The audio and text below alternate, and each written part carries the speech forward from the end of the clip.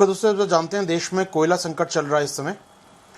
देश में कोयले के संकट से गुजर रहा है और कोयले की कमी है। हमारे जो तापीय ऊर्जा संयंत्र हैं, थर्मल पावर प्लांट हैं दोस्तों हमारे, जो वहाँ पर कोयला बहुत कम है इस समय। कई कारण बताए जा रहे हैं, उसके कारणों की लिस्ट अगर काउंट की जाए तो कोयला कम क्यों है हमारे पास, इसमें जो सरकार द्वारा बताए गए कारण है। पहली बात तो ये है कि इकोनॉमिक रिकवरी बहुत अच्छी हो रही है, जिससे ऊर्जा की मांग ज़्यादा है। हम लोग जल्दी रिकवरी कर रहे हैं अपनी इकोनॉमी में, जिससे ऊर्जा की मांग बढ़ गई है, एनर्जी की मांग बढ़ गई है, और न केवल एनर्जी की बल्कि कोयले की मांग भी बढ़ गई है। तो इससे क्या हुआ है, रिकवरी तेज़ होने से डिमांड ऑफ एनर्जी बढ़ रही है।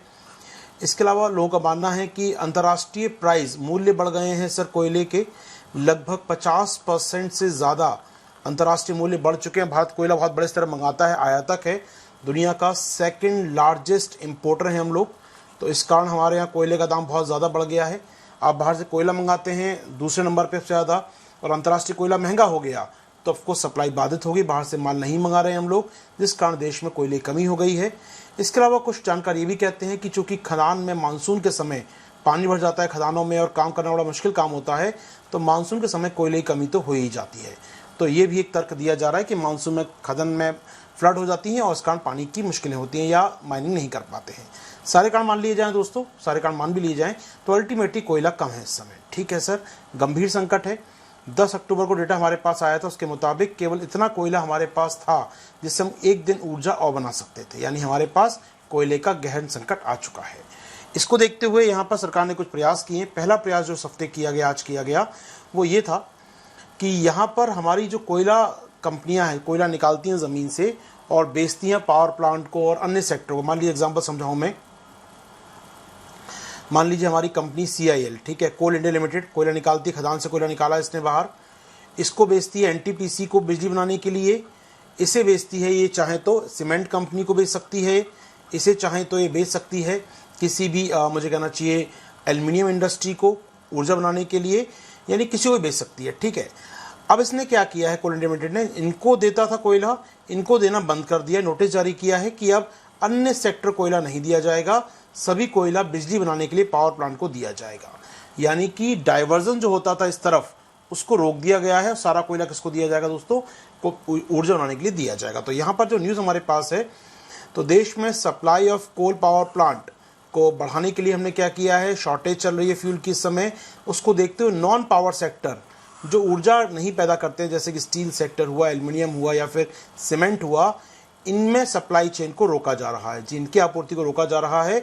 तो साउथ ईस्टर्न कोल फील्ड जो एक कंपनी है दोस्तों हमारे यहाँ की, साउथ ईस्टर्न कोल फील्ड किसकी कंपनी है दोस्तों, इसका मालिक कौन है, CIL। जी हाँ दोस्तों, कोल इंडिया लिमिटेड कंपनी का नाम है। एक CIL बड़ी कंपनी है, उसकी कई कंपनी छोटी छोटी उसके अंदर, उसमें से कंपनी का नाम है साउथ ईस्टर्न कोल फील्ड।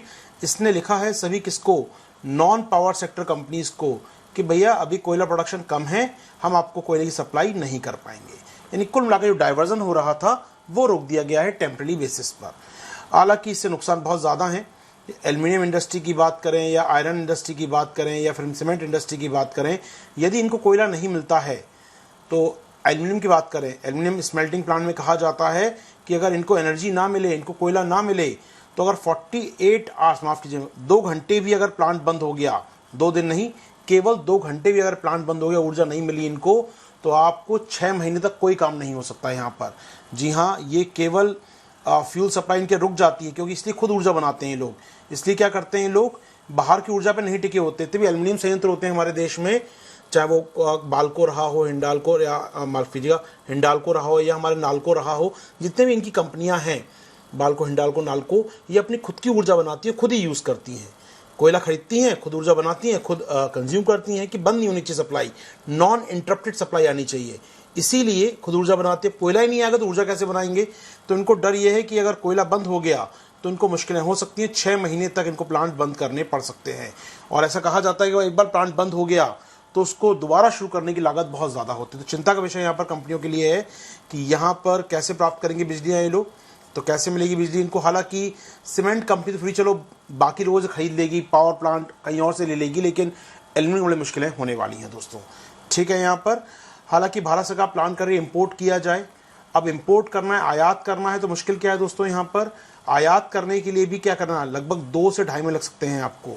अभी आप ऑर्डर करेंगे तो 2 से 2.5 महीने लग जाएंगे नया कंसाइनमेंट आपको आने में यहाँ पर। तो बड़ा मुश्किल काम होगा यहाँ पर, कंसाइनमेंट नया नहीं आएगा और वो भी महंगा चल रहा है। अगर हम कंपेयर करें, 1 साल पहले कोयले का दाम था $75 टन, अब कितना हो गया है, लगभग $240 टन की ये मूल्य हो चुका है। तो ऐसे महंगा भी है और अभी तुरंत भी नहीं आएगा, तो ऐसे में बड़ी मुश्किल आने वाली है। हाल फिलहाल सरकार ने फैसला किया है नॉन कोल पावर या नॉन पावर सेक्टर से कोयला निकाल कर दिया जाएगा पावर सेक्टर को। उम्मीद करता हूं दोस्तों ये खबर आपको यहाँ पर क्लियर हो गई होगी।